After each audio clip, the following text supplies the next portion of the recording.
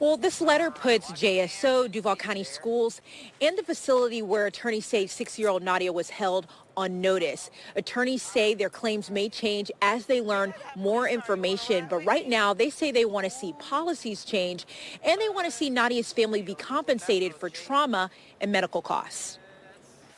The family of the 6-year-old seen in this video being escorted out of her elementary school by a cop and then taken to a mental health facility is now planning to file a lawsuit against the school district, the sheriff's office, and the mental health facility that detained her for more than 48 hours, River Point Behavioral Health. According to the incident report, a clinical social worker told police Nadia King was a threat to herself and others, and that she was destroying school property, attacking staff, out of control, and running out of school. Duval Schools has a memorandum of understanding with Child Guidance Center Incorporated to operate a mobile unit tasked with assessing students in crisis.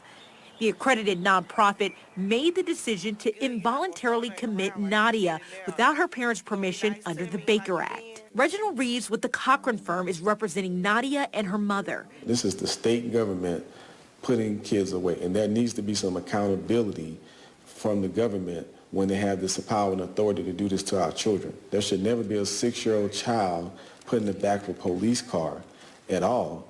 And that should be a high burden, a high standard. And we have to demand that if the government is going to do that, they have to have some transparency. She is fine. There's nothing wrong with her. The cop was very gracious and sweet, but as a cop, she's wearing the color of the law, and she has to protect Nadia's constitutional rights. And if the cop did not believe any of the statements that was made to her, then she did not have the legal authority to detain Nadia. In a previous interview with the Child Guidance Center, the CEO told News4Jax under state law and their own policies, her licensed mental health therapists don't need parental permission to decide if a child needs to be Baker Acted. It would be dangerous to allow a teacher, a parent, a neighbor to say, oh, this isn't usual, let me put them in my car and take them home. Nadia's attorneys disagree. I think parental consent is distinguishable from parental notification. Notify the parents. Give the parents an opportunity to intervene. Common sense. Call the parent. Period. Not the cops. And so since we've learned about the claims, we have reached out to Duval Schools and the Office of General Counsel as they would be representing several of the city agencies that might be a part of this lawsuit.